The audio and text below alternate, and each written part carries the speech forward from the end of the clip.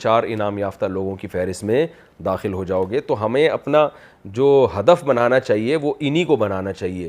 یہ جو آج لوگ فنکاروں پہ مر رہے ہیں، اداکاروں پہ مر رہے ہیں، لوگ تمنائیں کرتے ہیں کاش میرا بیٹا ایسا ایکٹر ہوتا، کاش میرا بچہ ایسا گلوکار بن جاتا، تو یہ بالکل قرآن کی نصوص کے اور تعلیمات کے بالکل خلاف ہے۔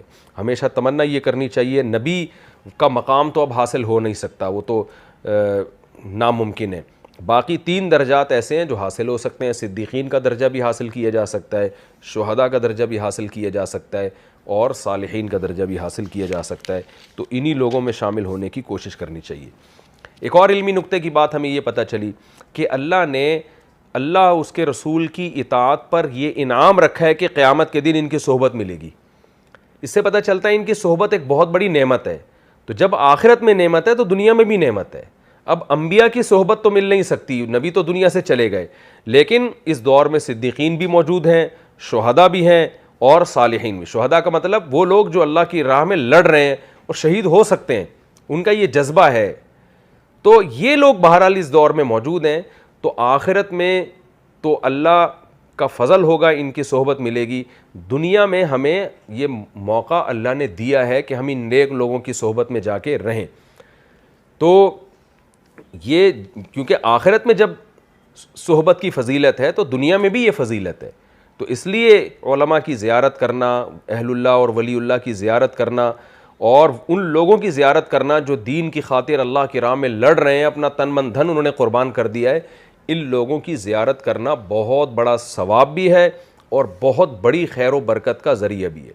تو اس لیے ہم کہتے ہیں نا، یہ جو بزرگ لیس زندگی لوگ گزار رہے ہیں نا، کہ بس کتاب کی طرف آؤ اور بزرگوں کو فالو مت کرو، نہ ان کی جا کے ان کی زیارت کرو، نہ ان کی خدمت میں جا کے بیٹھو، یہ اس دور کی بدعت ہے۔ پہلے زمانے میں اہل اللہ کی زیارت، اہل اللہ کی صحبت بہت بڑی، یعنی ایک حیثیت رکھتی تھی یہ چیز۔ ایک بزرگ نے بڑی زبردست بات کی، انہوں نے کہا کہ بتاؤ صحابہ، کوئی بھی تابعی عبادت کر کے کیا صحابی کے مقام تک پہنچ سکتا ہے؟ ظاہر نہیں پہنچ سکتا۔ کیا کوئی تبع تابعی بہت زیادہ عبادت کر کے تابعی کے مقام تک پہنچ سکتا ہے؟ ظاہر نہیں پہنچ سکتا۔ کیوں؟ اس لیے کہ صحابی نے نبی کی صحبت اٹھائی ہے، تابعی کو یہ چیز حاصل نہیں ہے، اور تابعی نے صحابی کی صحبت اٹھائی ہے، یہ تبع تابعی کو یہ نعمت نہیں ملی۔ تو صحبت اتنی زبردست چیز ہے کہ انسان کو کہاں سے کہاں لے جاتی ہے وہ۔ اور پھر صحابہ میں بھی یہ دیکھا جاتا تھا، یعنی تابعین میں، کہ کس تابعی نے کس صحابی کی صحبت زیادہ اٹھائی ہے، کیونکہ صحابہ کے بھی بہت سارے درجات تھے۔ محدثین میں یہ جو جب فضائل بیان ہوتے ہیں نا کہ یہ تابعی کا مقام دوسرے سے زیادہ ہے، تو یہ مقام میں یہ بات آتی ہے انہوں نے فلاں صحابی کی صحبت اٹھائی ہے اتنے عرصے، یہ انس بن مالک کے ساتھ رہے ہیں، یہ عبداللہ بن مسعود کے شاگردوں میں سے ہیں، ان کے ساتھ انہوں نے وقت گزارا ہے، انہوں نے عبداللہ بن عباس کے ساتھ وقت گزارا ہے۔